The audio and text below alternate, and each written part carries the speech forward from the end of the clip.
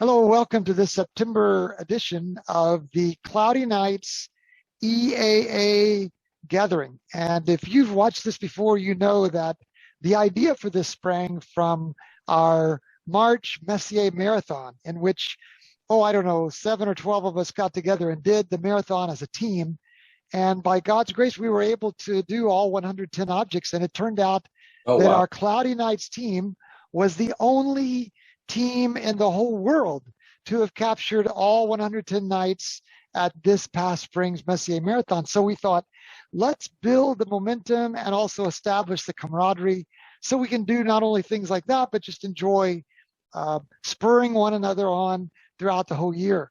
So we try to share encouragement, we ask questions, we do peer mentoring, and most of all, we just get together so that those of us who live in faraway places we are no longer the sole solitary astronomer in our town, because now we're joined together. So welcome to this. If you're watching the recording or if you're watching live, either way, we're glad you're here. This month's gathering is focused on Europe. So we'll give Western Europe a chance to have dark skies, and we're going to see some of those tonight. In fact, as we start out, Tiago, let's go right to you. And why don't you spend 5 or 7 minutes sharing an image or two with us, and also letting us kind of give us an idea of the gear that you use to do what you do. So Tiago, it's all yours. Are you seeing? Yes. Okay. It's the first time I share the screen. I don't know very well. Oh, you're doing well. I've just pointed to an easy target, to the Lagoon Nebula. This is how I see in the display. Okay, and now I will do what I usually do, is a live stacking. I use the sequencer, and I will be not risking too much with 4 seconds, and that's it. And here we have the live stacking. Nice. Now, okay, now I will do the histogram thing. No, and you're using your 12-inch Dob, right, Tiago? Yes, I will show you. Hey, Tiago, can you tell us a little bit about what telescope, what camera, and like your sky conditions? Yes, the sky conditions. Well, here the weather is hot. Hot weather is a hot night, but some thin clouds. We suffer from thin clouds sometimes in the summer here. So if for some reason I pointed to the lagoon because there's no clouds there, but if for some reason it starts to become green, a green display and or white, it's because of the clouds. We can see them very well, but the screen will show. Anyway, I will show you because I'm very excited about this, because talking about a little bit of observatories that Doug likes a lot. I can't have wait a minute. Let me just put the histogram for us to see the. I can reach the histogram because of the zoom. Oh. Okay. I minimize it. Okay, so the color. Another stretch for us to see. Yeah. For us to see. Let me just prepare this while it's stacking. It's better than. Yes. Okay, I'll leave it like this. Nice, and then we Tiago. Yes, I have some problems with an equatorial platform. This stays right and left and shakes a lot. But it's normal. Okay, I'm very excited because, as you know, usually I use the setup like this. So, this is my observing site at the middle of my space. I have 360 degree of view around me. Okay, the thing is. I can't do an observatory here because, one, for security reasons, I fear, because I'm too exposed to the street where here is for you to understand better. Here is a place where I live. Algarve is a region, touristic region. It's like you have California or Florida, I don't know, Miami, or it's the touristic zone. Okay, there's loads of foreign people and also Portuguese that came here to the beach, and I'm very exposed. And when I'm putting here I'm placing this setup, the people that pass with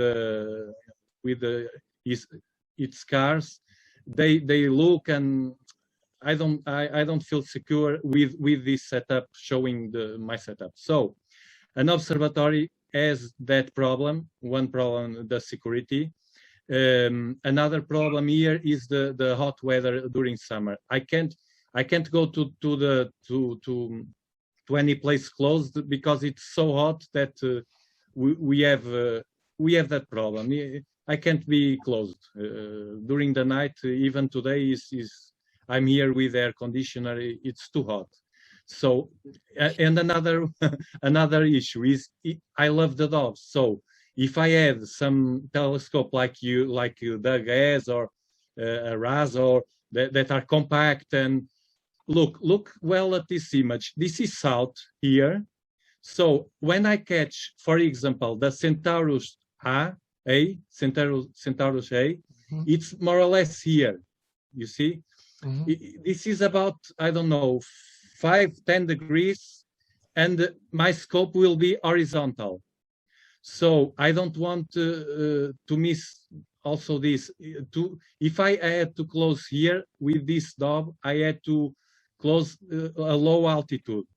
Yes. If you know what I mean. I can't have a wall here to hide because the dove needs to turn around. Yes. So for me, I'm very excited because I'm changing for the winter season, and I'm doing this. Right now I'm doing like this. The scope is right next to me, but next to the window or the door. So I'm sitting here, okay, talking to you with my setup, the office setup, and I have a cable through the wall that goes, a unique cable that goes to my ZWO.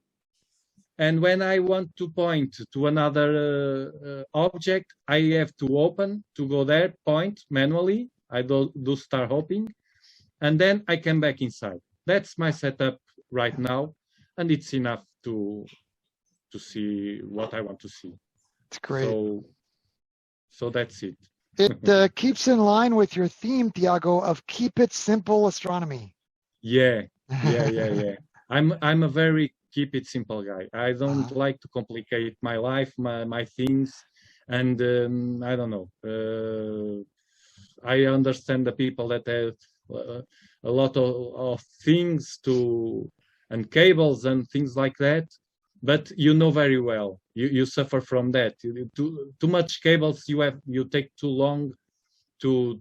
That's why That's why I support you in that idea.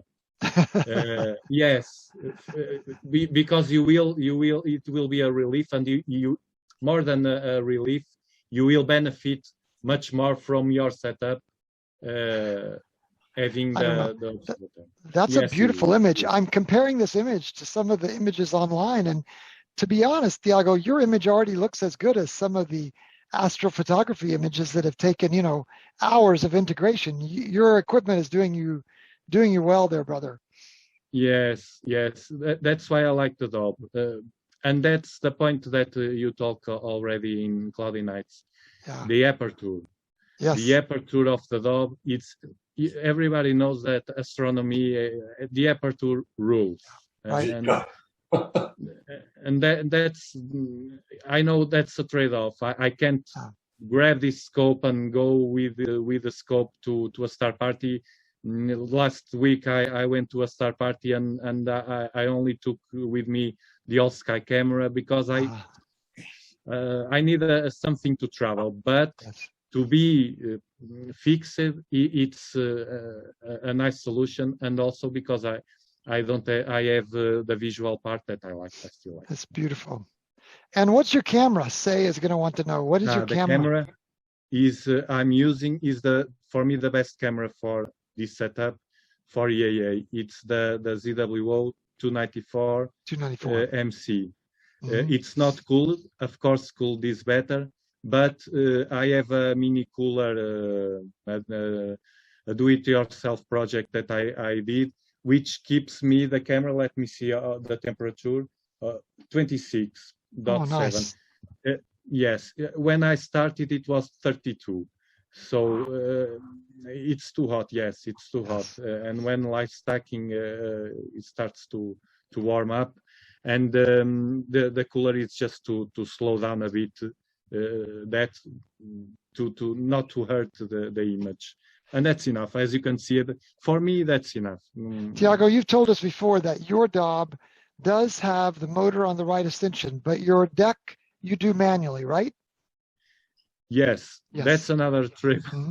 That's another trade-off. As you can see, I will show you better. Look at the drift. Oh, you see? Wow! Bang. That's my trade-off. It's true. I admit that's my trade-off. My defect. The problem with my mount. Of course, being in a new position, I have to align better, but polar align. But that's the problem with this kind of setup. But as I don't do astrophotography, I do only EAA. That's enough for me. Yes. I can keep you see, when it goes away, it do like this, but then it come back again to the stable. Does it go in cycles? Does it go in cycles, Tiago? It look like cycles. Yeah. Spiral. It's like a spiral galaxy without ending. Yeah. But it's like that. We can have everything. How long is your cable, Tiago? Is it about 25? 5 meters. Like 5 meters. 5 meters. I tried just for the information. I tried a cable with more than 5 meters, and it didn't work. Yes. I don't know. 5 meters seems to be the limit for the laptop and the ZWO. I don't know. Maybe another cable will work, but for me it didn't work.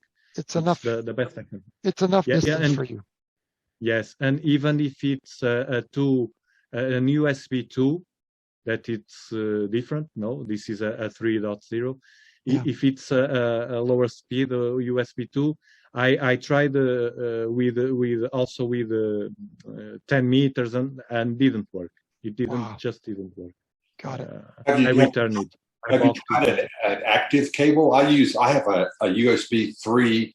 It's an active. It's a powered cable, and it's 50 feet, and works pretty good. If you use a USB hub out by the scope and you power it, you can extend the range.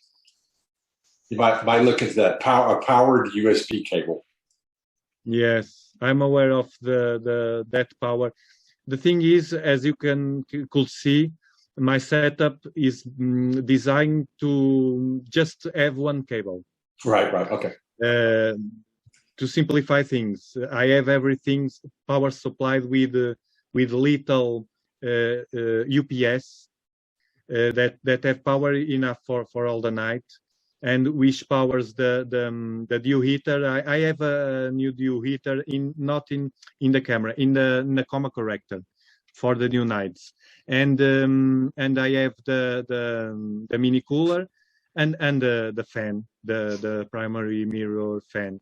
I'm aware that the USB 3 there are expensive cables that should work. I think they should work. Shall I ship this one to you, Tiago, and I'll make you a deal on it? Oh man, you are the guy. You are the guy with the good cables. Yes, I knew that. I'll ship you this one, Tiago. How about that? Yeah. Seriously. You're the guy. Man. Seriously. How many? 1 kilometer? No. No, it's 20 meters. 20 meters. So is your Tiago? Is your mount a homemade design? No. I'm not so smart. No, I buy everything. No, I do little things, but no, it's not homemade. I give value to the people that have that ability. I can't do it. I don't have the tools to work. No way, no. And I'm not good at that level. No. Now, for those who might know, let's say something about the Lagoon Nebula, Tiago. Yeah. What do you want to tell us? This is ionized hydrogen, right? Well, yeah. Should I ask for help here? Oh, you'd be welcome to. Hold on. It's like what, maybe 4,000 light years? Hold on. Mhm. Hold on. Oh, he's gonna the Sky Safari we hear warming up there in the background. I will do like a friend I know. And what kind of Dobsonian? What make telescope? Famous Lagoon Nebula. Dobsonian. What brand? It's a GSO, a GSO. Taiwan GSO. It's a commercial one. Let's say this was a cheap. Well, now it's expensive. It's more expensive, but it was like in dollars maybe $700, Oh, 600 euros or something. The pack, and when I bought it brand new, and it's a simple, but it's a good brand. It has nice mirrors. Yeah. I love it. As you can see, it has nice and visually also Very good. it's enough. Great. It's enough for me. Okay, play your Sky Safari, and then we'll go on to Oh, okay. Let's play and move on. This very large cloud of gas and dust is given light by the reflection of nearby stars. Its swirls and dusty knots, looking like smoke amid a cloud of faint stars, never fails to amaze the observer. M8 can be picked out with the unaided eye or binoculars as a tiny patch above the Milk Dipper in Sagittarius. Although an amazing sight, some viewers are surprised that M8 and other nebula don't look as red as their photos. They forget that the human eye is poor at viewing in the red end of the spectrum, and that unless the light levels are high, as in broad daylight, red will not stand out. Since nighttime viewing at the telescope is by definition in the dark, red is not easily seen. Yet the eye, although at a disadvantage for color, can see objects within the nebula that the camera cannot easily record. The eye sees transparently through the gas and dust at the stars within. Yet most pictures of M8 show a washed-out image that does not give the three-dimensional reality. So the eye is still champion for watching nebula. Okay. Nice. Good job, Tiago. That's Yeah, impressive. I like to do this. Yeah, well done. Hey, why don't you go ahead and while we go to Rol, why don't you set up another object out there for us, and we'll go back to Okay. Rol. How about that? Okay. Okay. Rol, how are you, brother? You're muted. There you go. Yes, good evening. Good evening, Rol, from Antwerp. How are things in Antwerp tonight? I'm not in Antwerp. I am in the Ardennes now. Under The 60 Ardennes? kilometers, under 60 kilometers from Antwerp. Okay. And I'm just imaging now before the clouds rolling in. Okay. Can you see? No. I'm going to look up your location. You said Udense.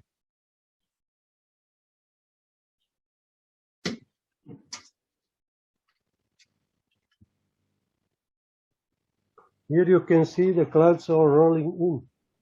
Oh my goodness, yes. You could get a job. You could get a job on a television station doing the weather for them. Rol. Okay, I started with imaging the Cocoon Nebula with the Celestron 8-inch, Okay. Evolution 8-inch, and I have a mini computer at the scope, and I'm inside now. I tried. Must I share screen? Do it? Yes. Okay. Can you see this? Not yet, but we're on the edge of our seats. Excuse me? We're waiting with great anticipation, but we don't see it yet. So you have to click share screen, and then you have to click the screen that you want to share, and then hit share.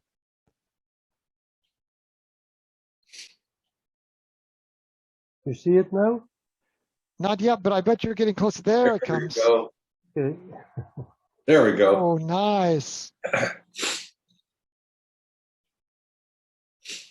Wow, that's impressive. Now, what are we looking at again? The Cocoon Nebula. Cocoon Nebula. Nice. Look at that. How long have you been on this, brother? Does that say 56 minutes?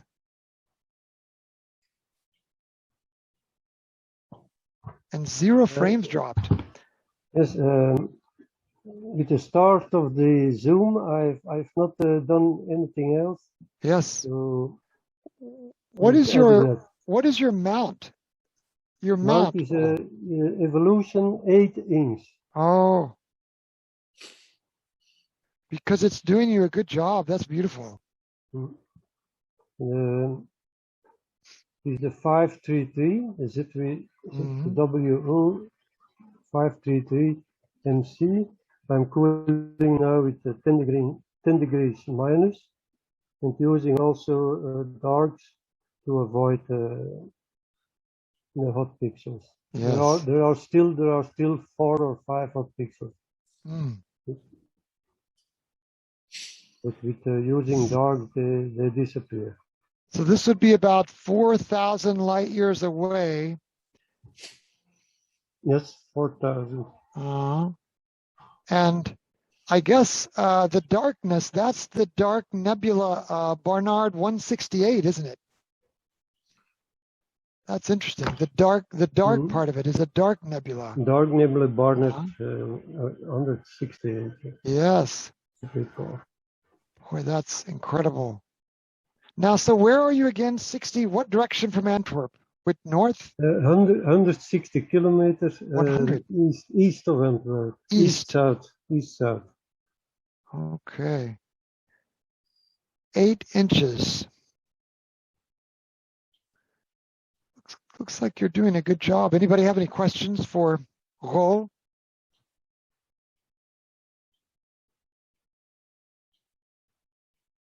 What's the telescope, the setup? An Evolution, the Celestron Evolution 8. Celestron. Yes. 18. The camera, the 533. So that's like the one-armed yoke, isn't it? One-armed. Yes, one arm. Yes. And it's alt azimuth, isn't it? Excuse me? Alt azimuth. It's not an equatorial. Yes, alt azimuth. But I bet that makes it easy to travel with. I would think it's easy to travel. Well, travel, yes, it has a weight. The six is better to travel. Oh, yes. but I let one scope here and one scope at home. And in the winter season, I change the scopes. Okay. So the good scope comes at home. Perhaps nice. we spend less time in the country in the winter time. Now, when that scope is looking up at the meridian, does the camera hit the little hub at the bottom? No. No. Okay. I use a diagonal. Oh, I see. Yep. Okay. Yeah. And there's the focal reduction is about 5 now. Okay. 0.5. That's beautiful. I love those dark nebulae. I think that's so fascinating. That. So I'm now clearing the image, so you can see the building up of the image. Yeah? Okay. But I'm not sure if the clouds are there. Then it's end. Yeah? At the game. No. Okay, you see now. So this is a 20-second frame. At 20 years. Yeah, 20 seconds.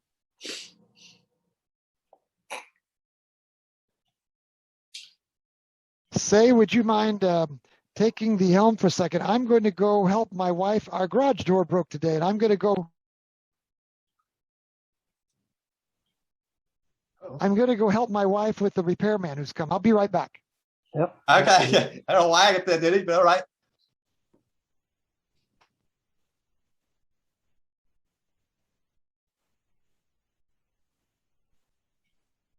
Oh. We lost your screen there. Yes. Hopefully Doug didn't turn off sharing. Oh, there we go, Roland. Here it comes back. All right.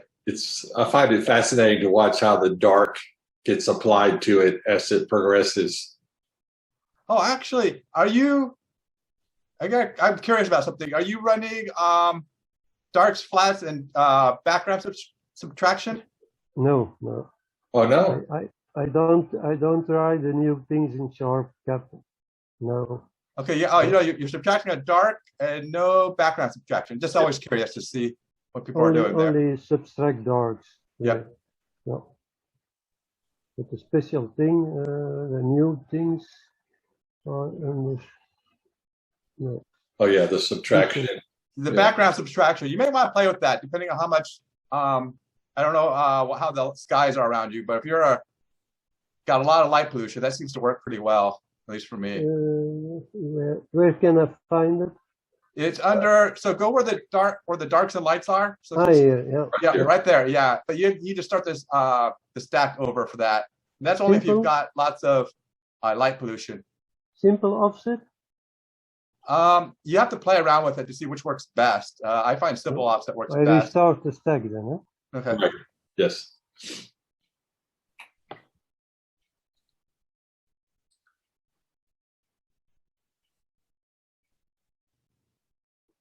Oh.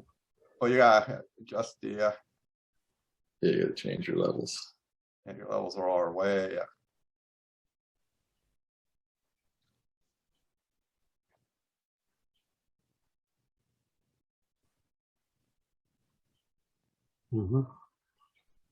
Must adjust also the colors.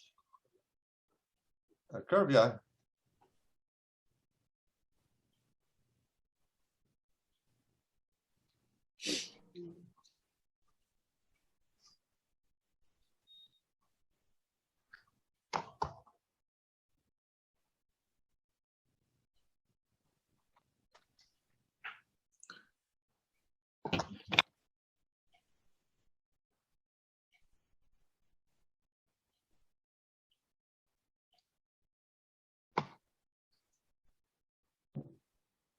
Sorry, there goes all my money for telescopes. We're going to have to spend it for repairing the garage door.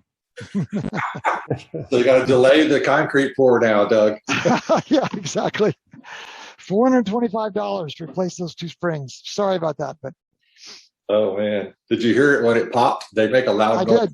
I did. I heard it. It just happened, this morning when I took the dog out. So we've been trapped here all day. Amazing how heavy they are without the spring. Oh my goodness, I could not budget with a crowbar. I couldn't.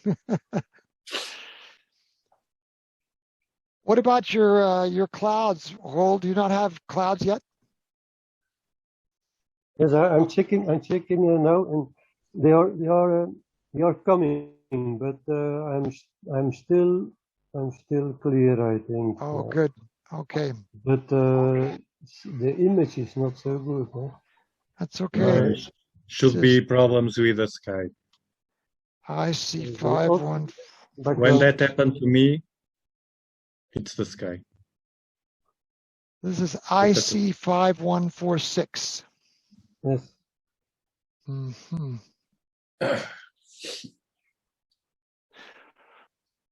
Okay, well, I'll tell you what, while you're getting another object, go ahead and find another object. And in the meantime, we'll ask Say how things are going with him. Say up in Seattle. Oh, like I said, I got plenty of sun right now. Lots of clouds, so I ain't seeing anything. Can you show us maybe show us a recent picture though, Say?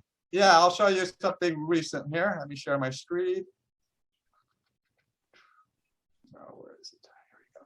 This is actually, hopefully we'll see how well it comes across because it's pretty dark. This is from the recent cloudy, the September challenge. This is a galaxy group, NGC 7549. So I don't know if you can, yeah, I might need to, I'll have to do something non-EAA like. We can see it. We can see it. Very Okay, nice. you can see it. So yeah, so this is interesting because I didn't realize this was a large galaxy group. So here it is labeled.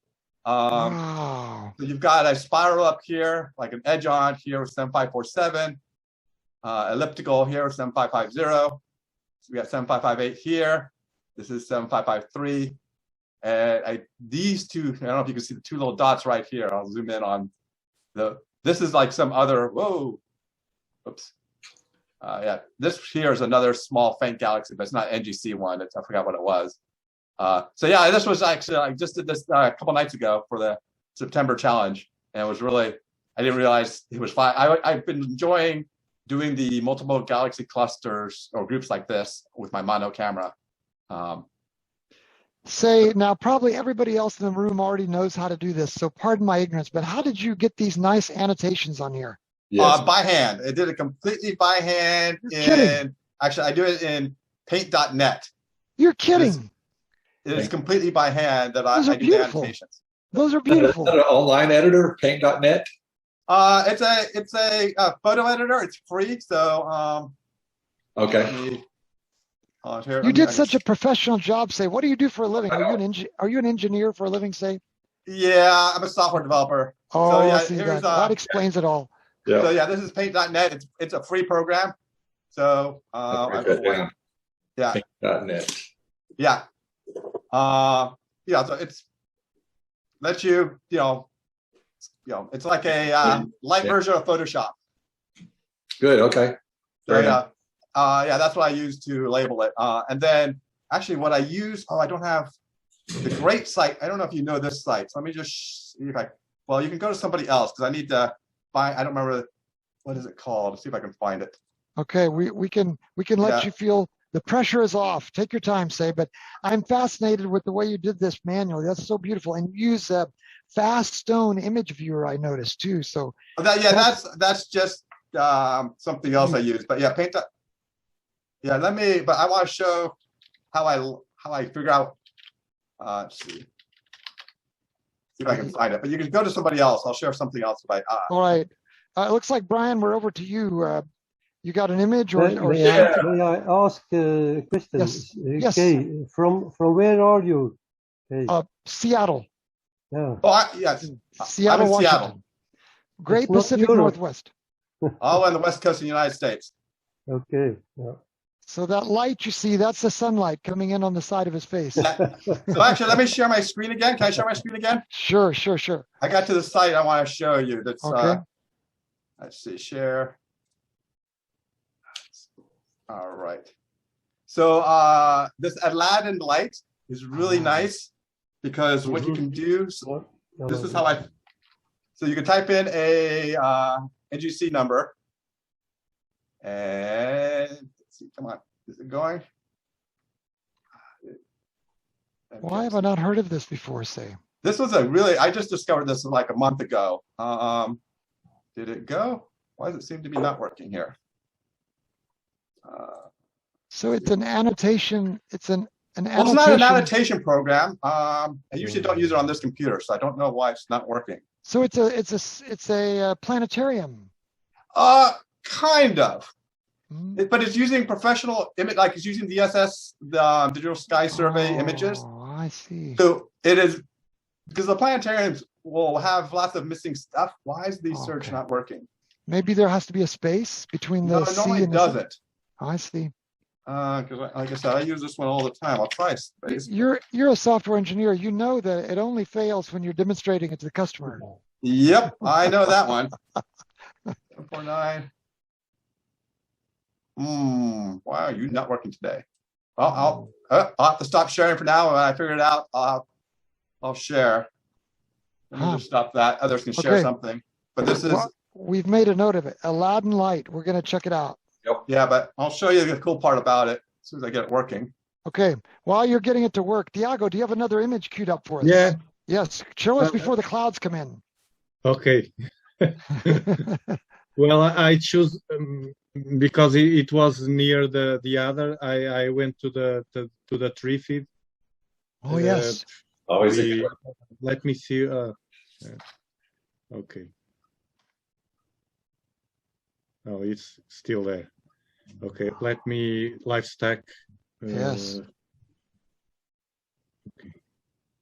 I will do the same. I do always like this, the sequencer, and I'm too lazy to. How much Bortle load? Would you say you're Bortle 6, Tiago? No, mine, it should be between 4 and 5. Oh, not so bad then. No, it's true. I can't complain. I'm surprised. It's there already. Yes, that's another advantage, of course. Yes. It's not a special sky, but when the histograms start moving alone, look, that means that some cloud is there. Is that right? Yes, we have thin clouds. But you see, that's enough. 4 seconds. That's a beautiful image there. It is beautiful.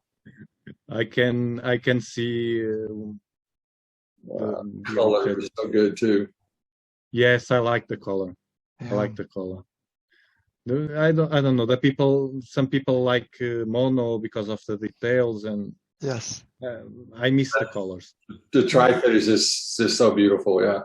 You're getting details and color. So yeah, I agree with you about the color. That's why I ended up getting a flip mirror, so I can do mono and color at the same night easily. Of course. So this is M20 also. Yeah, and we can see enough because you see the blue. Many people can't make enhance the blue, and the dust here. Yes. The three things that gave that origin the name, no, and the red. Do you want to listen to Sky Safari? Yes, why not? Why not? We'll get our money's worth. We're going to get our money's worth out of your demo here. Yeah. No, I like to listen to Sky Safari. Yes, and then we've also got Barnard 85 there. Yeah. The dark nebula. Where the trifid is. Trifurcated. Trifid. Reflection. Yeah. So the emission is both emission and reflection. Yeah. And an open cluster as well. That's beautiful. M20 is the Trifid Nebula, a favorite object for sky watchers in the Sagittarius neighborhood. The name, coined by John Herschel, comes due to the resemblance of the dark patterns in M20, which appear to divide the object like the petals of a flower. Wispy and indistinct and perhaps unseen when the moon is near, the Trifid benefits from a dark sky. Quite small telescopes will reveal its wonders if conditions are good. M20 gets its light from hot stars within the gaseous array. In larger scopes, pale blues can be seen in the nebula. Pinks are often in photos, but it is difficult to see this shade with the eye alone. Okay. You realize he was bragging on you there, Tiago. He said only way you can see that blue is if you have a large scope. So there you go. Yeah. That's the main reason I like the aperture. Yeah.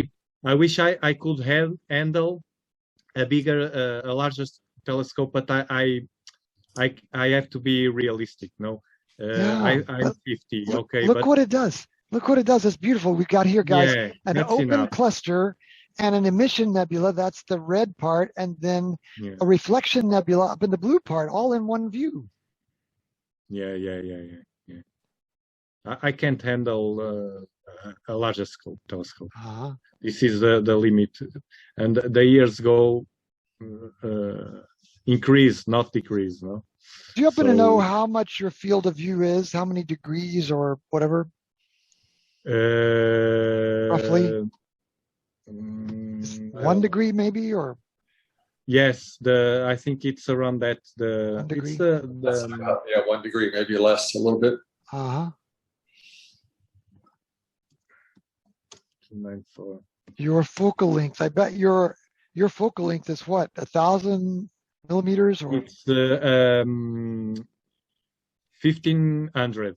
1,500 millimeters. Yeah, 1,500 millimeters. Wow. The resolution, I'm not so good in that.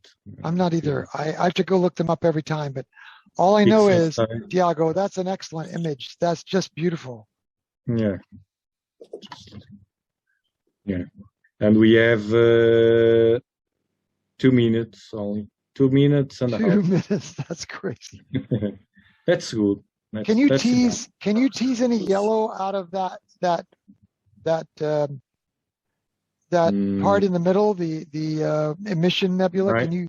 I don't think so. No. I don't think so. I don't think so. Okay. Oh yeah, I think if you do that, that'll let us pretend that we're seeing some yellow there. No, this is and it's blown the car. I stacked a lot a lot of times this nebula, and I can only see, the best I can get is more dust detail here and here. I start and more blue. The blue today is very faint because of the sky conditions. Okay. When the sky, when I see the people sometimes complain about the green, and when I see the green is when the moon is up, and when the thin clouds appear, and yes, and I don't know, in some way they blow the brightness or something. Yes. I don't know. I'm not. I have the same issue. It's Yeah, beautiful. I know. So. It's beautiful, Tiago. Well done. What would you call this in Portuguese? How would you call this in Portuguese? To be honest, I don't know. I speak Portuguese only for the daily life, but I only watch things in English. You live two lives. You're kind of schizophrenic, aren't you? Kind of. Okay. Kind of. I live the citizen life in Portugal, yes. in Portuguese, but my own the knowledge and the things I like to, my hobbies and things I like to learn, I learn in English. Yes. Especially from other sources, not from the TV. Gotcha. I don't watch TV. I search other, especially YouTube or some scientific program documentals that we have on YouTube. I like that. That's great. Well, thank you so much. Let's go over to see if Rol. May I share? Yes. My image from this summer. You're on. Same object. I try to share. Oh, it's like a battle of the bands here. That's great. Nice. That's great. What is your focal length, Rol? 1500. Same. Yeah. Is that something you captured that's not live, in other words? Excuse me? That's not live. That's a photo that you've captured. No, this was an image that I took with the 533. I see. Last year, okay. July 2020. 20 times 20 seconds. Okay, 20 times 20 seconds. Okay. This is after 5 seconds. Got it. How do we say Trifid Nebula in what? Flemish or French or? Trifid. I don't know. Trifid. Trifid. Okay. Do you speak Flemish or French? Oh. Flemish. Flemish. Okay. Yes. But we learn also the French on the school. Yes. And also German. So we have 3 languages in Belgium. Yeah. Yes. Nice. And I'm now in the French part of Belgium. Okay. Do you have another live image as well? Live? No, at the moment I will try another one. Clouds. I don't know with the clouds, but I try in the meantime. Okay. Let's have you try, and in the meantime, let's go over to Brian. And Brian, tell us what's the latest with you? Maybe. All right. Well, since we're sharing Trifid, I've got a wide field of view of a Trifid and a lagoon. Okay. Let me see if I can. You cannot share screen with the other participant. I'll tell you. Got it. Yes. Roland's There got. you go. Go ahead. Okay. Let's see. Share. Oh, that's beautiful wide field. What Yeah. scope is that? What did you use for that? This was with an ASI 294 MC and a Williams Optics Zenith Star 73 with 430 millimeter, so f5.9, and that was 14 8-second frames at 200 grain. Hmm. And That's great. That's on an AVX Flustron AVX mount. It is. That's just beautiful. I didn't hear. What camera are you using for this? 294 ASI 294 MC. Okay. Got it. I cool mine to 10 Celsius. You know, it's kind of like you had, as if it were like a photographic zoom lens, you know, on a camera. I mean, 400 and yeah, 400 and, yeah, it's a great scope for wide field. It works really good. Williams Optics aren't they? They're so machined. They feel so professional, don't they? Yeah. And so here's a perennial favorite. The first time I've ever done it, M31.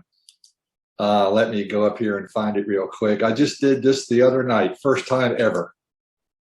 This is your first time to do M31? Yeah, because I'm pretty new at EAA, but this is the That first looks great. ever image this. So I was pretty out of a magazine. Wow, yeah.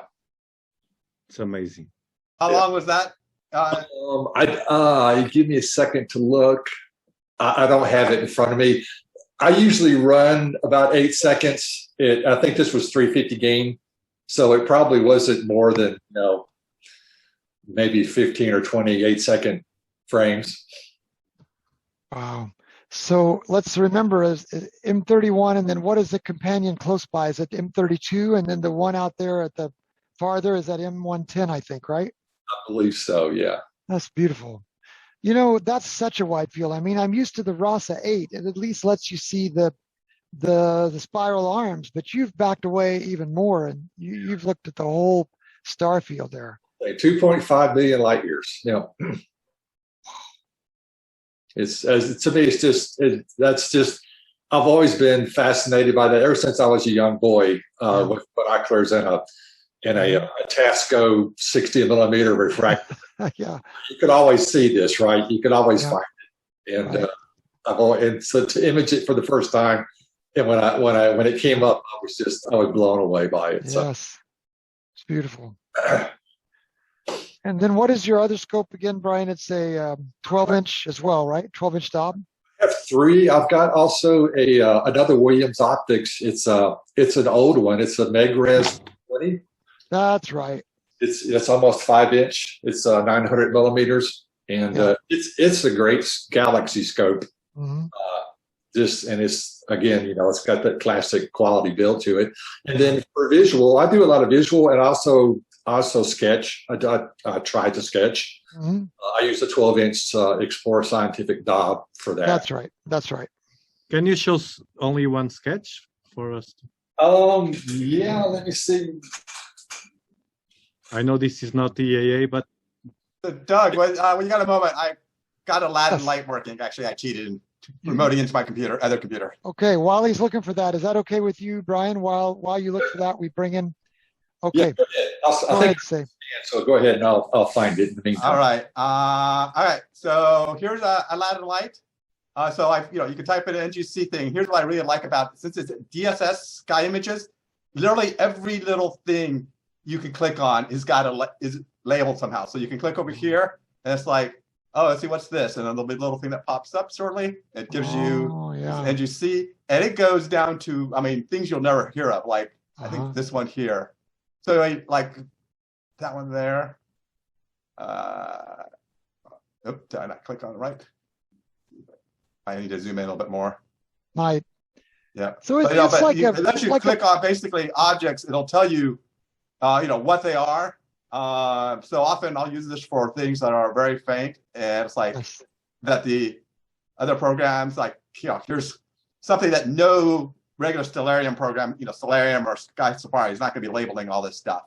So it's really nice, because then what I'll do is I'll take, I'll have my here's this image, and then I'll take this image, get this, and it's like, oh wait, what is that little thing I'm looking at there? Is that a star or not a star? So I'll look at this, and it's like, oh, so you can see up here, it's like, okay, to the left of that, it's like, was that a galaxy or not? So I can go, oh, is that? I can go there, and it's like, okay, let me check to see if it's, this is really great, especially when you're looking at small, faint fuzzies, trying to figure out, hey, is that a galaxy or not? Or a quasar. I actually use it for quasars quite a bit. Does it works like astrometry.com? I think it works a little bit better than that because, oh yeah, especially when you have things that it doesn't. I mean, that works great, but often they will miss stuff. There'll be like things that it's like, wait, is that something or not? And you've got lots of different overlays that you can do, but I just use the DSS2 just because it's black and white and it looks very similar to what I have, and you can zoom in and out, So, I usually zoom in to about, what my field of view is. And then, it's like, okay, this is matching really close to, let me zoom out a little bit more. Yeah, so it's like, I can look at that, and then I can look at my picture and say, okay, let me see that. It's just really nice for what it can't match. And like I said, astronomy.net usually doesn't label quasars. And, that for me is sometimes what I'm looking for. It's Aladdin.u. It's like that. Aladdin. Yeah. Search for Aladdin Light Astronomy.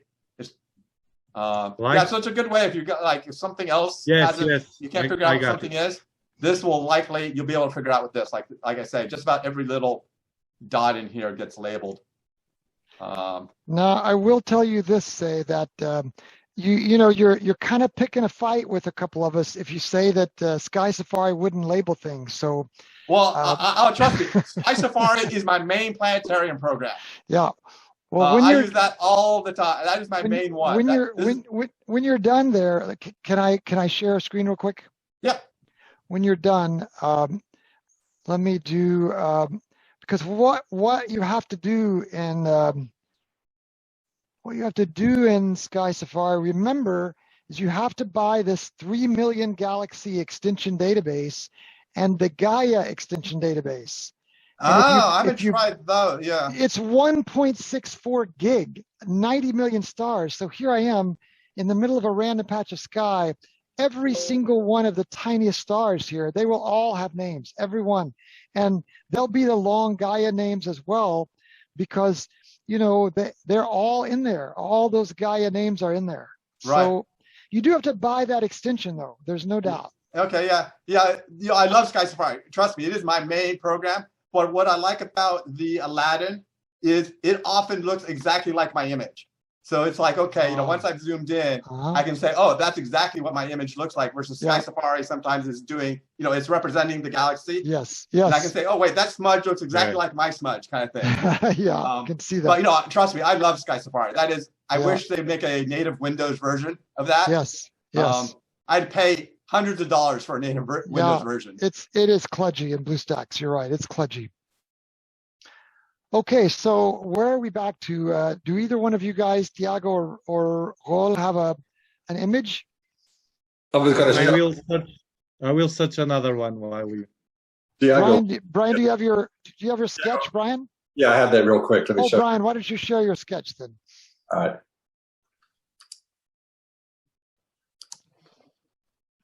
So this is M51 and NGC 5195 with my 12-inch Dob. Wow, that looks great. 12 millimeter, good seeing, good transparency, and you can see it's 21.3 on the SQM. Is that a black page and you're using white to sketch with? That's I'm trying to think of the term. There's a I can't remember the name. There's a guy, but yeah, it's a black page with white pastel and white. Oh my goodness. It looks so good. Yeah.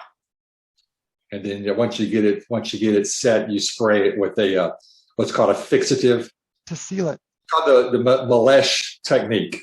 Okay. Yeah. So. Wow, it looks like you're like this professional artist. You could do this along the streets in Paris or something. I can only draw stick figures, but so I don't know.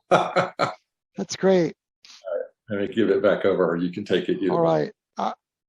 I'm just going to show you guys one other thing, if I may. And I don't know, it's not really a screen I have to share. So I'll just, how can I do this? Can I say something like this? And I'm going to take my camera and show you down here. Yeah, you can see that.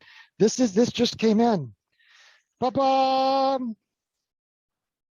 So that's it. That's a Rasa 11. Wow. just came in. So I'm pretty excited about it. No doubt. Pretty excited. I can't wait to see some images from it. Yeah, I'm gonna sell the 8. I'm gonna sell the 8 to whoever wants it. And boy, if I don't tear it up, putting the lens cap back on. Oh, there it goes, flipping into the sunset. And for a mount, I got this Ioptron CEM 70. Nice. It's a 70G, so it has all the electronics built into the base, and that way you connect your camera and stuff up here at the. I guess this is the saddle. You connect your camera and stuff up here at the saddle, and then the actual cables connect down here. So that way you lose all those cables between your scope and the rest of the world, because it's traveling through the mount on the inside. I think when I think about that, I think, why doesn't every mount maker do that? Right. Yeah. So that will live in the observatory? Yeah, right. Nice. So I'm going to sell the Skywatcher EQ6R Pro. I'm kind of sad because I've really come to love that mount, but obviously got to sell that stuff to try to pay back for this. So anyway, enough of that. Who's got a view or something they can share with us here? I've tried the fireworks galaxy. Oh, good. But the clouds are rolling in, so Rats. let's see a good example and a bad one.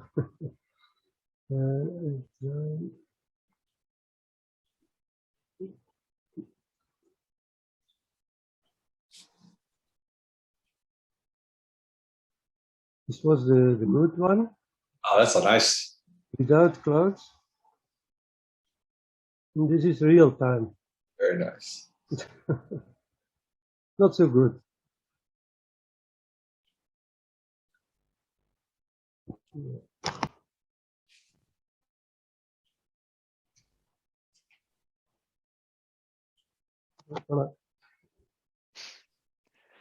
I love it that we've got a European staff, built into our group so that. But you can see the difference, eh? Yeah. The clouds are rolling in, so it's not so good. So that is what I want to share now. So that was December 5th. That's beautiful.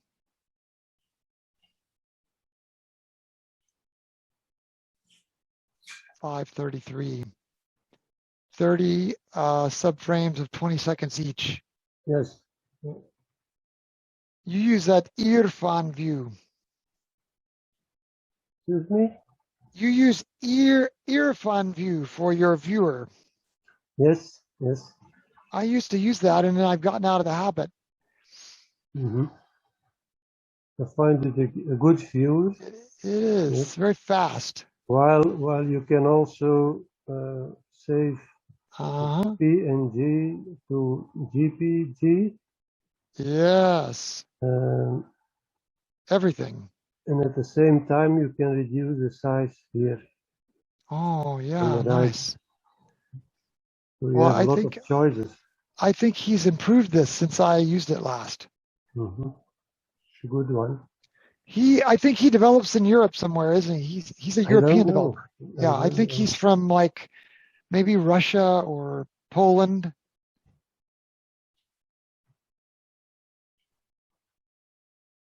And it's freeware, isn't it? It's absolutely free, isn't it? Freeware, yeah. It's a great viewer. There you go. Let's see if he tells where he's from. I think it's Poland. Vienna. Vienna. Oh, he's a graduate of Vienna, but he doesn't necessarily say he's Austrian, huh? Yes. Yeah. Oh, look, he's got a Bosnian picture there, so maybe he's Bosnian.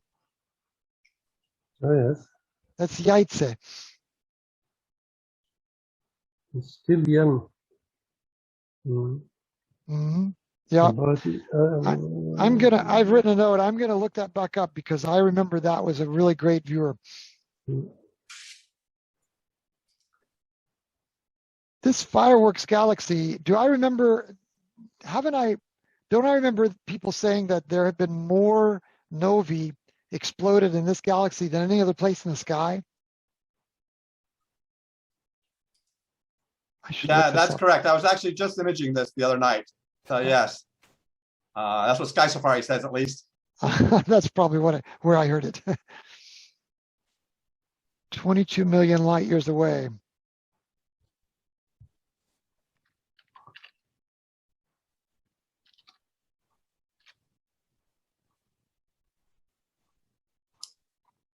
NGC 6946.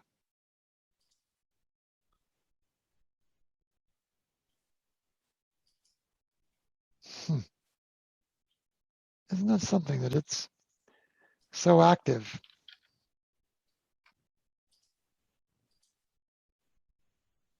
And I guess if you view it in X-ray, it's very active too, huh?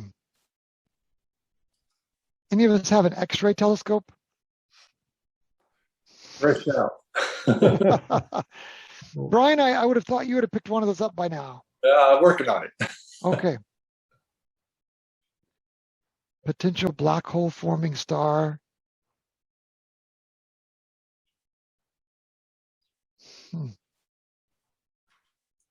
10 times the rate of supernovae of any other observed galaxy. 10 times as many. Okay, so you guys know I've been working on this observatory. I'll just fill you in on where I stand. I've got the concrete guy coming to do the slab September 27th, and he's going to do the pier with about a ton of the concrete in the ground. Let's see, I'm going to have the pedestal from the concrete come up about 4 inches. And then I do have a pier tech, but it's not one of the fancy, expensive kind. It's just a stuck, fixed pier, you could say.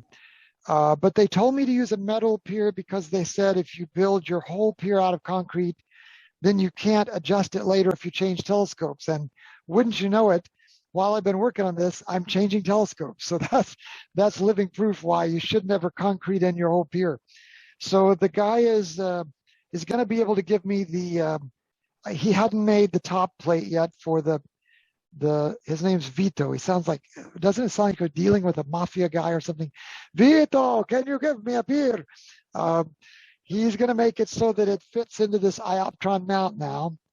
And so let's see, I've got the pier pedestal, the aluminum mount, the top plate, and then the Ioptron mount is going to be on it, and then the RASA. Then the dome and the little building are all coming from the same place, Explorer Dome. Who knows when they'll have those ready? They talk about 6 weeks, but I've heard people say they can prolong beyond that. They say part of the reason why, though, is because people wait until the company has several things that are shipping along your corridor, and that's what takes months, I guess. So if I get too antsy about it and they've got it made, I might just try to, scare up some money for the shipping, so I can go ahead and get it before winter, I hope. So I guess you just put the building on the slab and the dome on the top, and right, is that it? And then I've got one of these Icron fiber deals for the remote unit and the local unit, and that way I'll be able to cover the distance through the conduit underground. Our IT guy refused to let me put my USB cable, which I've been running through Cat 7 cable, he wouldn't put it in the same conduit as the power line for the power for the observatory, because that's I guess it's bad code. So he's making me switch to fiber, so there won't be another piece of metal in with the electric. So it'll all run through fiber back inside the building, and then I guess I'll run it in my normal way otherwise. So I think, and the observatory is supposed to have the rotator and the aperture thing, you know, is supposed to be set up. So we'll see how it goes. It's just a small thing. It's only like, I forget, is it 93 inches or 92 inches? So it's not even 8 feet. So it's a very small dome. But I think for this particular telescope, I hope anyway, that it'll be enough to have even just a little bit short, dew shield on there. We'll see how it all mounts up inside of the observer. I'm out of money anyway, so I can't even afford the silly dew shield.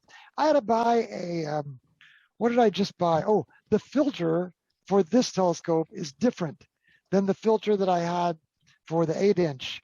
And the silly filter that Celestron makes to match this scope, it's the light pollution filter, which I have to have here in Bortle 6 guys. The light pollution filter is $600. Don't let my wife hear it. I had to pay $600 for the Celestron light pollution filter. So I got to sell everything I can in the old 8-inch scope and try to repossess all this money. So anyway, that's what I'm working on now. It's a crazy story. Wow. What do you got? What's that? Right. So we want to see a slideshow when it's all done, Doug. I guess, will it all be done someday? That's the question. I hope so.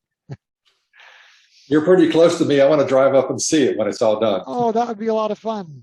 That'd be a lot of fun. And, you can see the whole tour of the observatory in about 60 seconds because there won't be anything in it except this one pier, Right. And everything else will be inside. Tiago, you got something queued up for us? Yes. Go for it. I got clouds, but let's see what happened. So live stacking.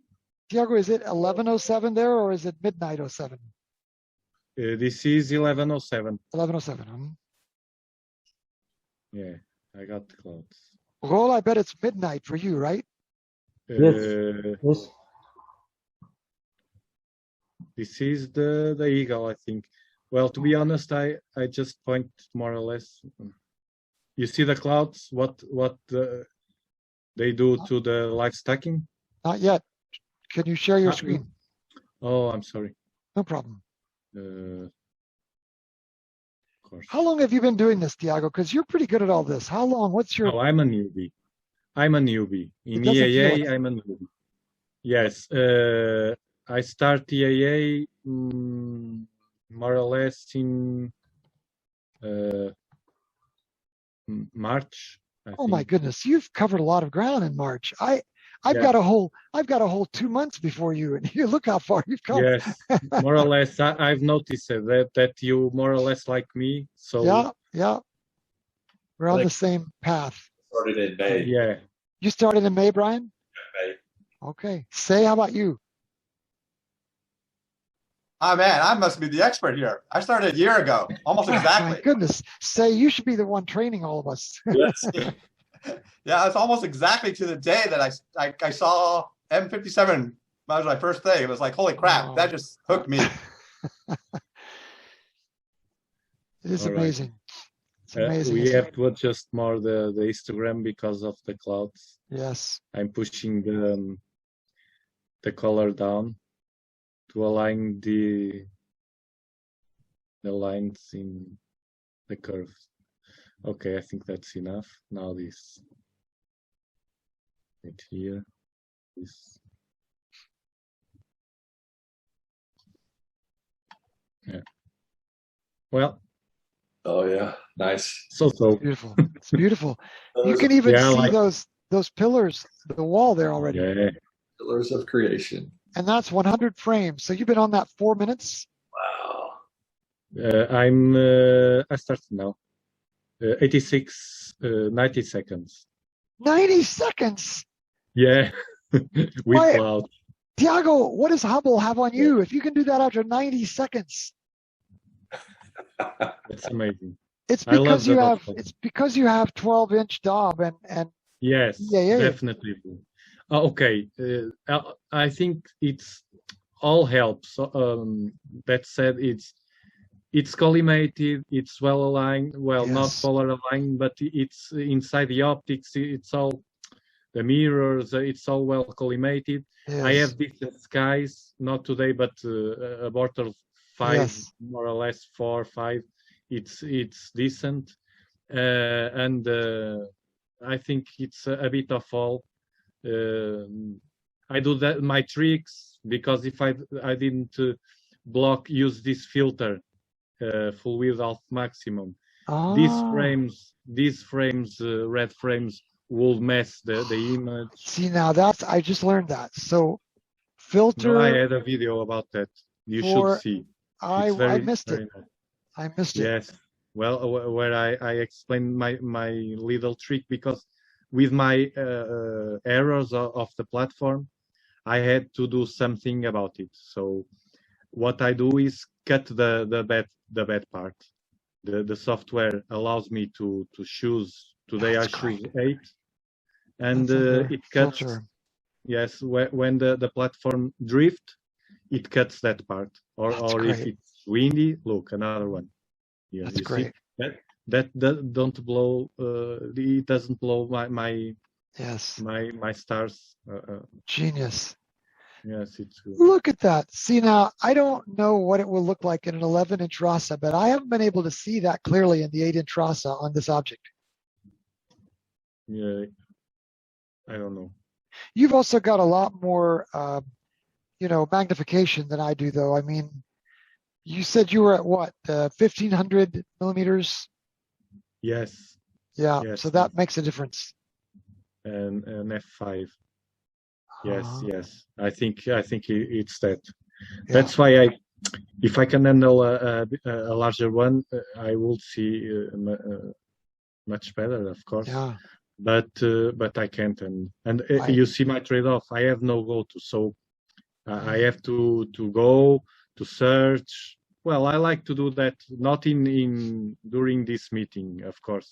I will prefer a go-to, but alone I like to start hope, to watch the skies. Then my wife participate also with me, and Yes. we like to be outside and talk about it, and Right. it's That's part yeah. of I do all mine Yeah. outside. My whole setup, my computer and everything is outside by the scope. So I like to be under the stars yeah. Nice.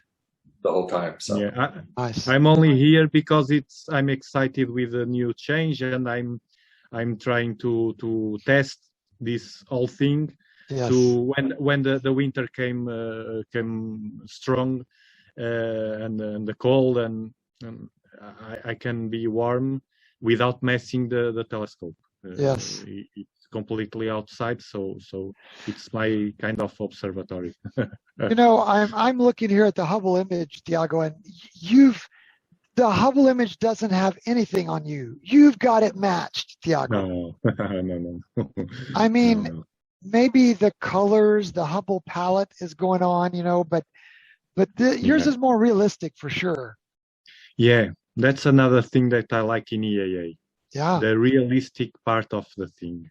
Yeah. I don't like. I know the astrophotography. They work a lot. The post-processment, and they make a beautiful piece of art. Yeah. But I like to be realistic. Right. This is not touch. This is only the brightness and whatever. Exactly. The colors, but it's like that. It's what the camera can Right. can see. Have you ever seen those Hubble images? They make the Hubble images make what?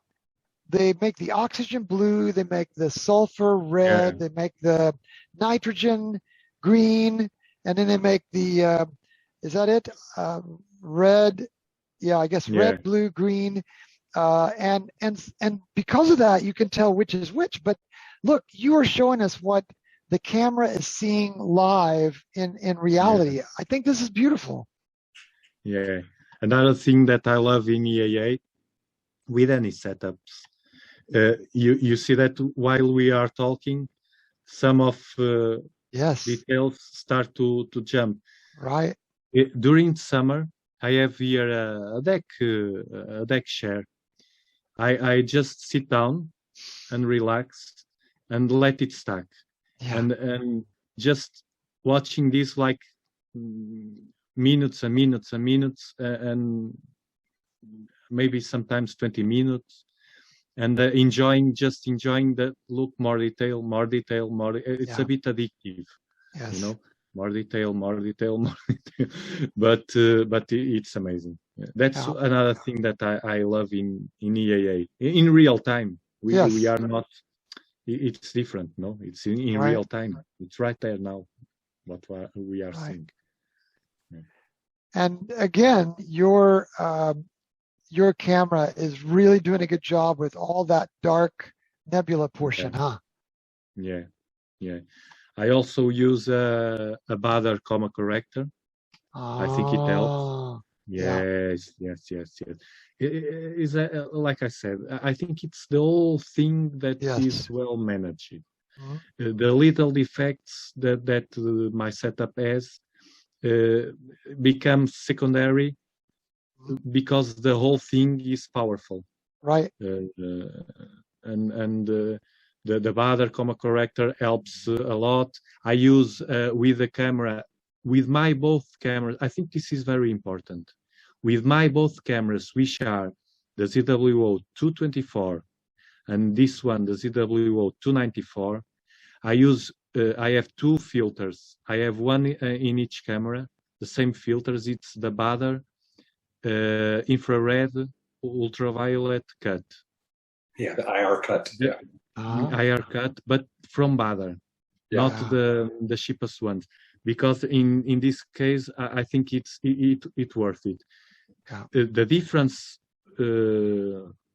without the filter for EAA, without the filter and with the filter, with my setup, it's big, it's huge. Yes. If I take now the filter, you will see the sky all kind of pink and the stars blonde, and the image will be different. Then the Bader comma corrector, then everything aligned, the power of the scope itself, everything together. I'm just a little part. I'm a newbie. I'm just a human that put it all together. Yes. The sharp caps do it all for me. Yes. I'm not doing nothing here. I just pointed the scope. Okay. I just pointed the scope and nothing. You're right. Now, can you see starting to form if you pretend that those pillars of creation that you would go off to their left? I mean, in your image, it's kind of like going up to the 10 o'clock a.m. to like 10 o'clock. Can you see that dark nebula starting to form over to the 10 a.m. side, right there, a little bit closer to the pillar of creation? So yeah, a little bit closer to the pillars. You're almost there. A little bit closer, right there. Now that right there, that's called the stellar spire, and I've never seen that before in a what I might say is an image that's real time. Yeah, the way right there. Yeah, right there at the top. All of that is called the stellar spire, and it's very hard to pull that out. And your 12-inch is starting to pull that out. Yeah. Well, I gotta go, guys. Thank you so much. Okay, thanks so much for being with us. Hopefully, I enjoy you next month. Look forward to that. Yeah, I didn't know that. I will study that. It's very rare. I've never seen it before in a real-time image like this. You know. I saw Pluto yesterday. Oh yeah. Pluto. But I can't distinguish. That's why I was asking for that software, the Aladdin. Oh. I can distinguish the star. It has a star, a big star, bright star. I think a moon, that it's so bright, and I can't see if it's Pluto or the star, which is one or another. Okay. But for you to see the power of this, the aperture, we can go a bit further. That's why I think you will enjoy a lot if you go to with that rather 11, yes, no? 11. Yes. Yeah. Now, is Pluto up right now where you are? I don't know. I think so. Yes, it will be, but it's hard to catch. I take, but I have the image here. Oh, okay. I have an image, yes, for you to see where it is. Pluto. I put I bought a Teleview 4X PowerMate, and I tried to make a movie, but look, Pluto is here, but I don't know. Pluto is here. I don't know if this is Pluto and this is the moon. I think you're still showing us, aren't you? Your live view. It's. Are you? Are you still showing us Yeah. your sharp cap Can you screen? see? No, we're looking at sharp cap still. How can I do it? Hold on. How, because of the F11, maybe. And now, can you see? No, I think we still see sharp cap. I'm still looking at the pillars of creation. I don't know why. I don't know why. I have the image in front of me. I don't know why. Why don't we stop sharing? Yeah. Let me see. Now share your picture again directly. Yeah.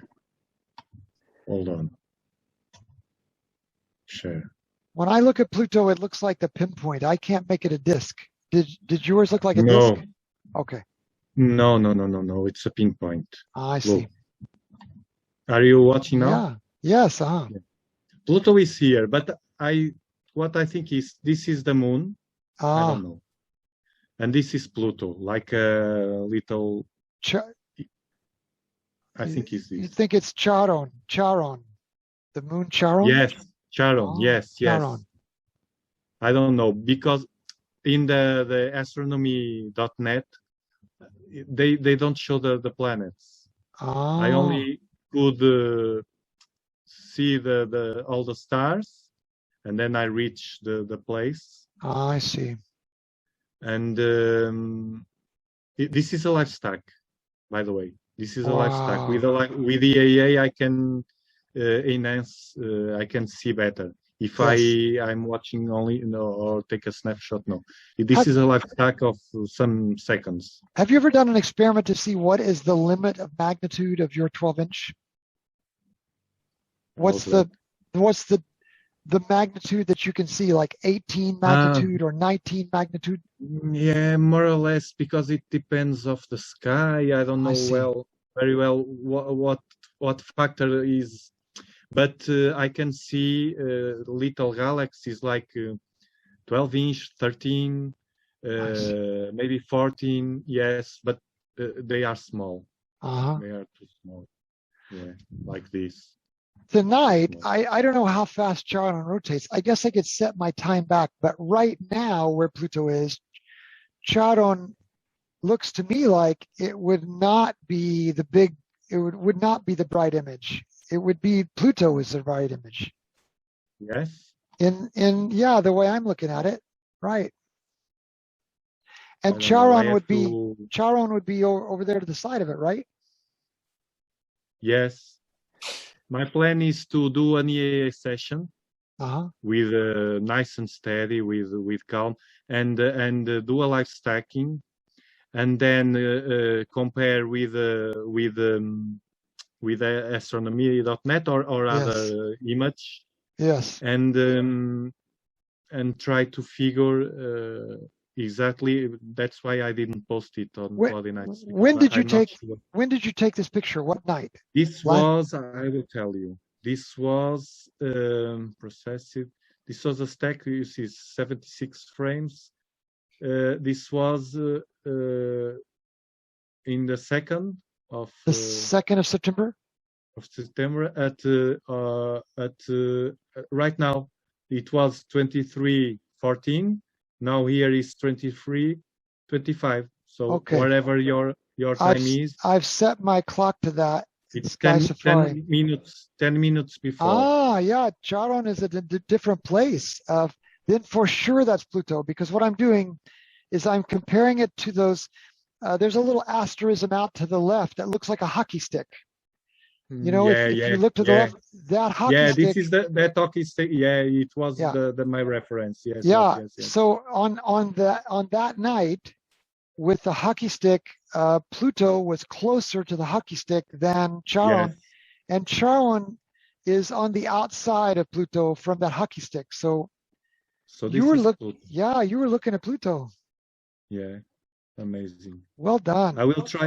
Yeah, thank you for the confirmation. I will try to do a live stacking more powerful, because this one was like 152 seconds. Yes. So 2 minutes.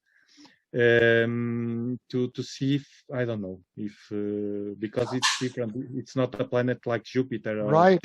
that we can't. How live interesting. stack. Yeah. Good for you, boy. That's awesome that you can bring that in. Yeah. Go Yeah. 12 inch. Go 12 inch. Yeah. Roel, do you have something Okay. for us, or is it cloudy? Yes, in the meantime, I have the crescent nebula. The which? The crescent nebula.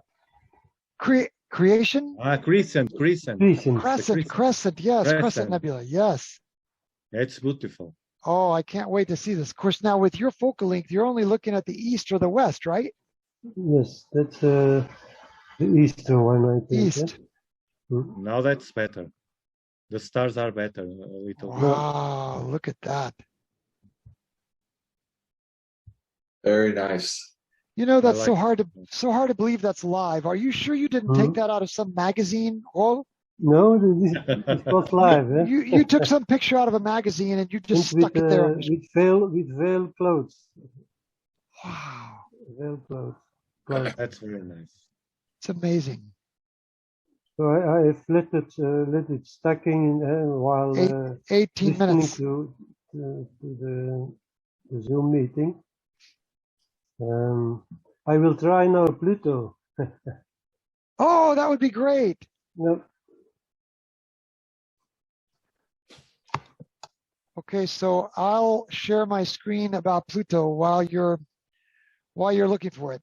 And Doug, when you're ready, I've got Oh, some. go for it, Brian. You go first. I'm just going to show you quickly my 3 scopes Okay, go for it, Brian. Right there.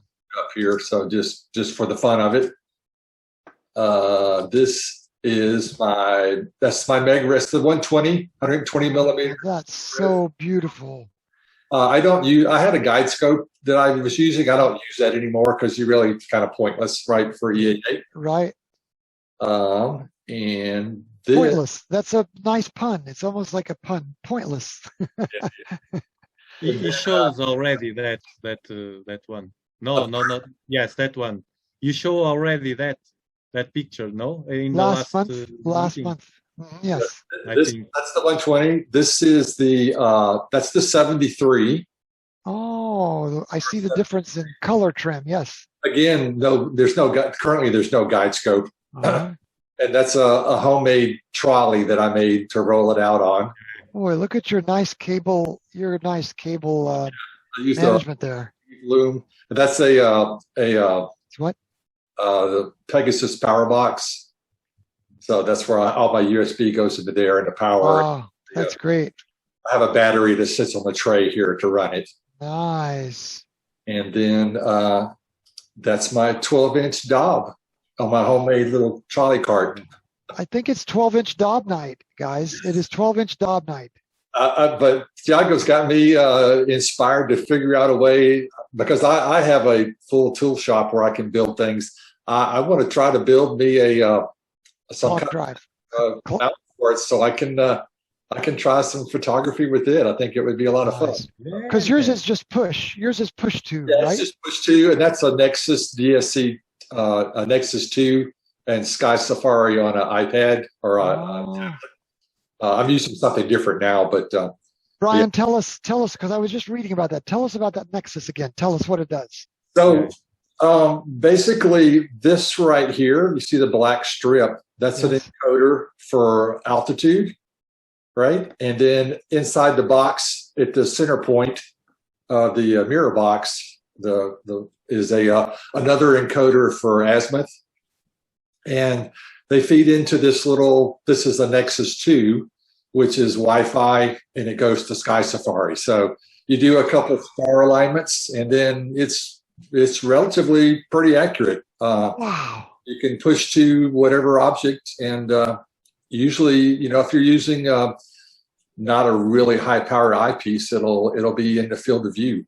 To what finite degree would you say? Is it within 1 degree or 5 degrees? Or it's a lot to do with the quality of your mount, right? So Explorer Scientific is not known for super high quality orthogonality. So it's not, it's not super square. So if your mount is really, really quality, it is extremely accurate. wow. So, but it's good enough. I mean, it makes it easy to use. And I have a young friend that I'm kind of mentoring along, and I'll let her drive it, and it helps her to find things and to enjoy. Fun. So, but does it track? I'm sorry. Does it track? If he no, it does, not. Yeah, it's purely you have to drive it. So, wow. Anyway, that's my equipment. I just thought. But Thiago, did you hear him say you have inspired him to try to build a clock drive for it? Yeah. I've share with me. Yeah, I don't think it'd be too hard. Just got to elevate the platform and put a motor on it. Yes. I don't know what to do. For altitude, you just you dial in on it, and then you let it track, and off you go. Great. Fun stuff. That's my setup. That's super. All right, I'll stop the share now. Let you have it back, Doug. Okay, so well, I'll just show you what I'm seeing here for the positioning on Pluto, so that you'll be able to know what to look for. There's that hockey stick, and tonight I'm going to put it on now. So now we're looking at real time. So tonight Charon is out to the left. So there's Charon, and it should be on the hockey stick side. There's the hockey stick. Okay, so tell us what you got there. Have you been able to find it yet, Rol? No. Okay. It's too low here. Oh, too that's low. sad. Okay. I'm now imaging another planetary nebula, the Vetus nebula. Which one? This is NGC 7008. Jeez. Vetus planetary nebula. SETUS.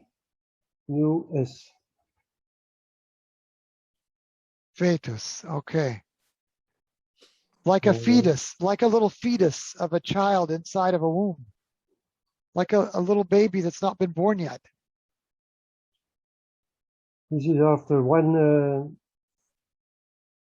seeing it. after 30 seconds. We're seeing it. How dark are your skies there, Rol? We have normally Bortle 7 here. What? Wow. 7. And at home 4. Okay. There's a big difference. What's the name of the object? NGC 7008. 7008.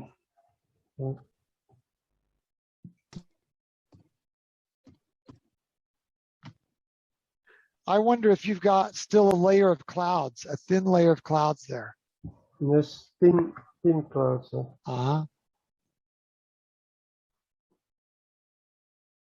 Thiago, do you have any information for later to share on your sequencing setup for your imaging? I'd be interested in learning about that. Yeah. About what? I'm sorry. You're I was sequencing. Sequence setup? Sequencing in the SharpCam. sequencer. Yes. I've not Yes, tried that yet, but I've been very interested in trying. Yeah, I've tried it a couple yes, times and I haven't been able to make it like worth the work. worth.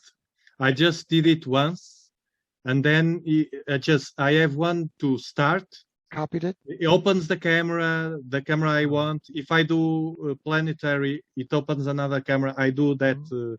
I push that button, and it do it all. I have for stack 4 seconds, 10 seconds, 8 seconds, and it goes to the darks and everything. I just push the button.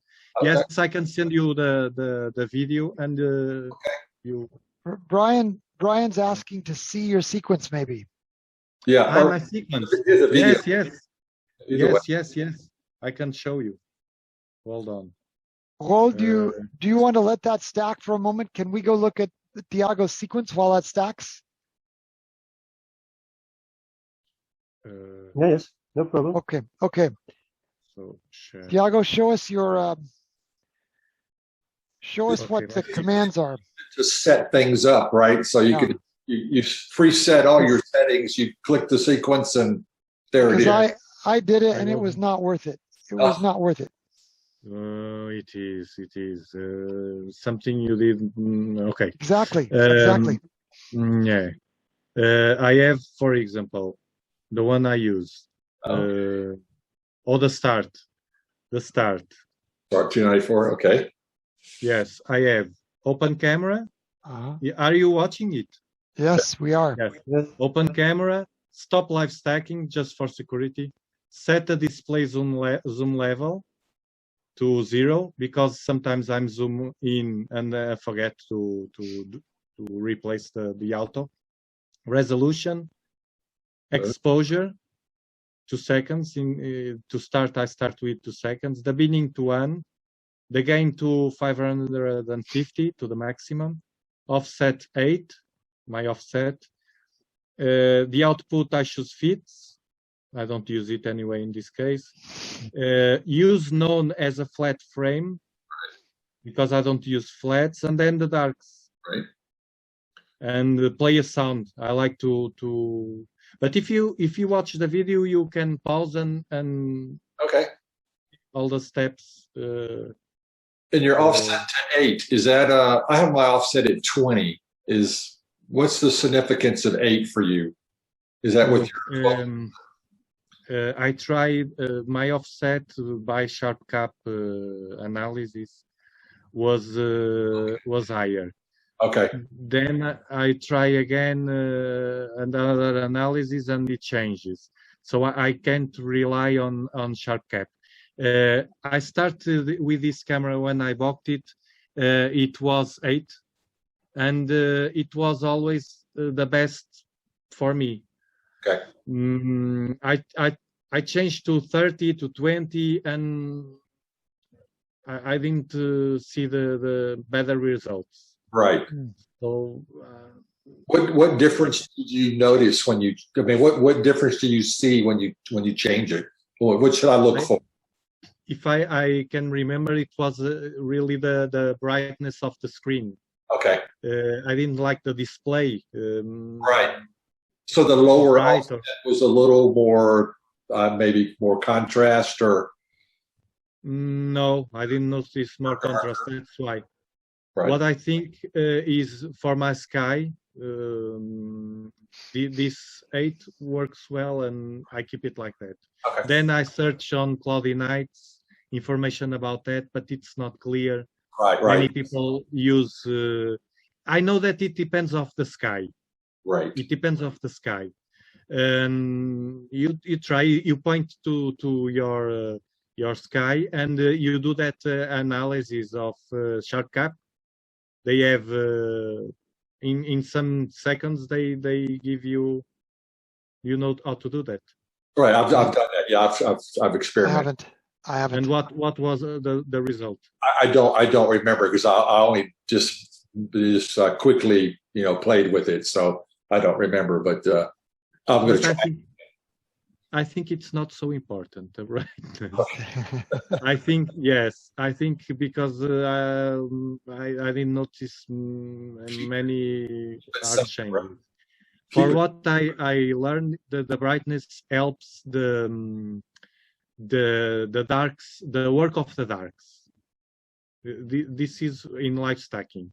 This was what I make me sense, and but maybe someday I put the question on Cloudy Nights and see if someone knows better than us. Yeah. Okay. Thanks, Tiago. Okay.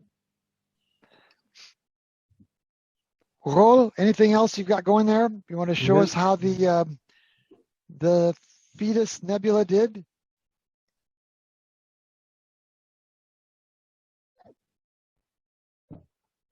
Oh yeah, that's cool. That's beautiful.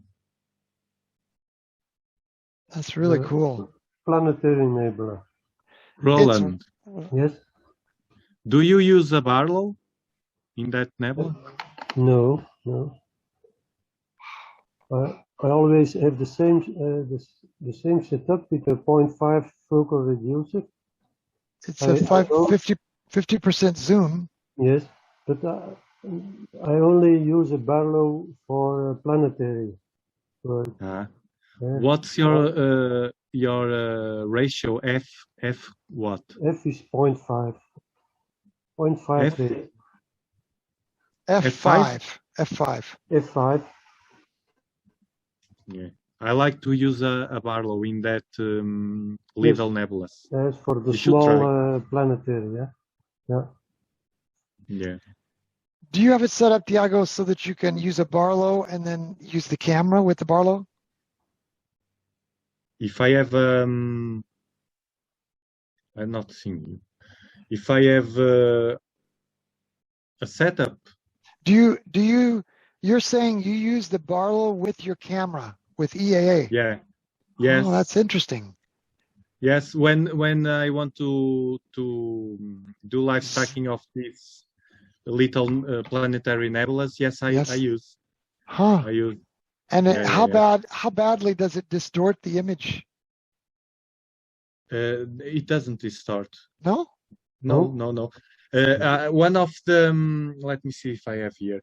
One of the images I placed in Cloudy Night in the challenge, the monthly challenge, was because this month, the last month was little nebulas, no? Nebula. Okay. You remember? I don't do those. Yes, but to do that, I used a Barlow in order to have a better image. Otherwise, it will be too small. Do you have a copy of it you could show us?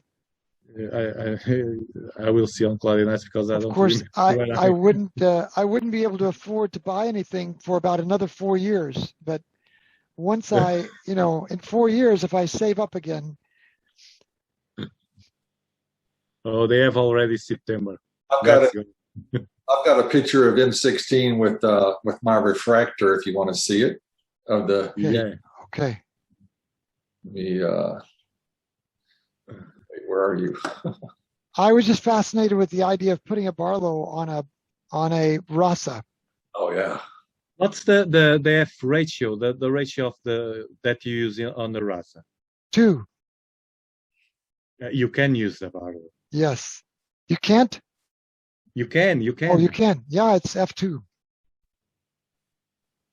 Oh wow, that's beautiful, Brian. That's so sharp. It's just tack. That's tack with sharp. 120 millimeter refractor. Yeah. Just tack sharp. Can you zoom in with us in any way there? Is it possible? I'm showing this on my Cloudy Nights gallery, so that's. Oh, I see. I don't think I can make it. I see. That's beautiful. Yeah. Yeah. Cool. Always nice to see different people's renditions of objects, you know. It is.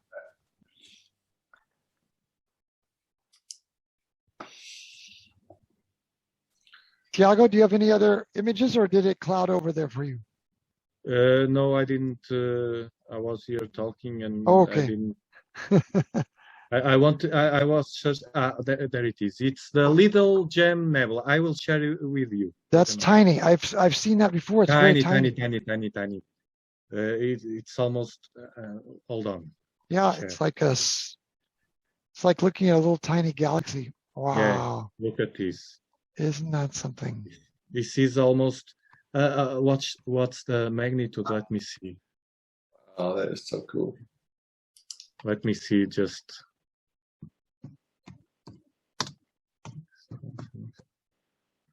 The magnitude. It's 11 and 20. Okay. Yeah. Did you see the stellarium now? What's that? Did you see me working with the stellarium? No, you're No. only watching the. Okay. It's only 15 arc seconds wide. Yeah, you should try. Wow. It's like I say, it's going to be years before I could save up to buy anything else. But You don't. When Brian visit you, he takes one of his wireless. He likes visual. okay, there you go. There you go. A motive for. Do you have a Barlow, Brian? What? Do you have a Barlow lens? I have a 2X. Yeah, I have a television 2X. Okay. Yeah. This is going to be interesting to see. How do you put a Barlow on a Rasa? Because there's no eyepiece, you know? I don't know. I'd seldom. Yeah. So, Tiago, I'm going to ship you my USB cable, right? No, I don't think it will worth it. Oh, it won't. Oh, that's sad. No, yes, it will. It will because when I put it at the middle, I place my scope at the middle. I need a 10 meters, but it didn't work. No, but I'm okay with this. This is 20. This is 20 meters. 20 meters. Oh my God. I'll put it in a soft packet so it won't come in with customs. There won't be any customs, right? When you receive something in a soft packet, it doesn't go to customs house, right? Okay. Yeah. Okay, I'll change it to buy a Barlow. You're gonna trade me a Barlow for it. Okay, guys, this has been fun. Is there anything else you guys want to do before we call it a night? Oh, that's okay. I'm good. Okay. I got one more image to share if you want to see one. Okay, share it. One more. Share it. This is North American Nebula. Oh, yeah. With my Zenith Star 73. Oh, that's beautiful. Look at all the stars. Oh, it's just an amazing star field, isn't it? Have you tried to count those yet, Brian? No. I don't think that would be possible. So, wow. Yeah. Yeah. The refractor has those little. Yeah. For the wide field, I'm really looking forward to winter time, with Orion starting to rise up and doing imaging there as well. So. Yeah. It's nice to have different tools to do different things with. It is. It really is. Yeah. That's beautiful. How long do you suppose that was, Brian? 16 frames, total of 240 seconds. What? 400 grain. Yeah. 240 seconds. 240 seconds total. Yeah. Okay, now you've got me interested. I'm going to try to do the North American Nebula in 4 minutes. Yeah. 400 gain. Yeah, I usually use between 3 and 4. I have darks captured, 354, and what camera was that? That's the 294. Yeah. 294. Yeah. I've had good luck with that camera. You've set the bar high. You've made the dare.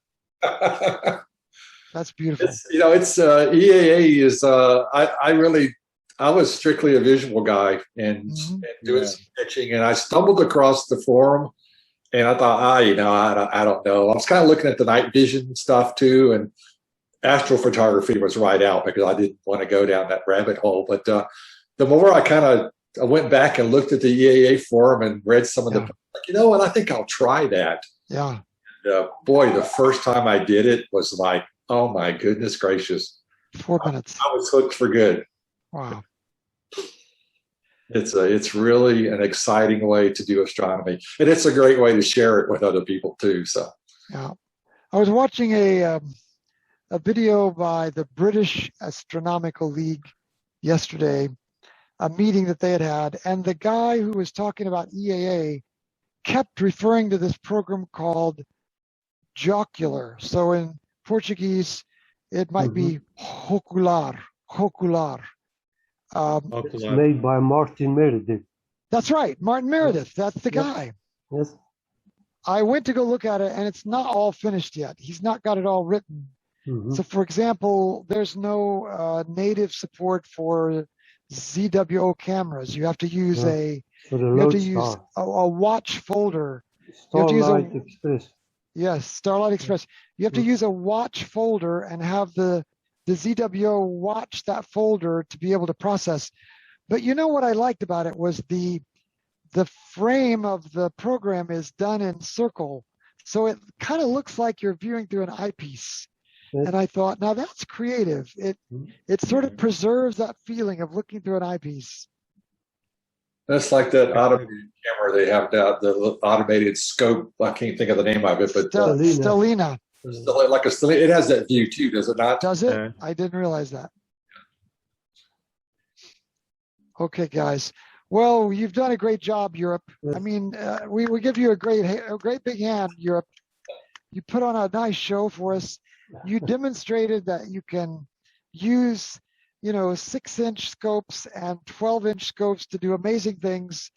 And we here in America we are picking up the gauntlet, and we are going to try to pattern our work after yours. Good job. Who's next? We usually jump to the West Coast next. So we go Europe, West Coast, and then East Coast, Australia. Okay.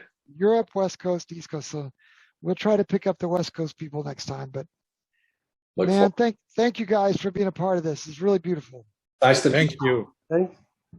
Thank you. Take care. Have a good evening. Bye-bye. Get some sleep. See you later. Bye-bye.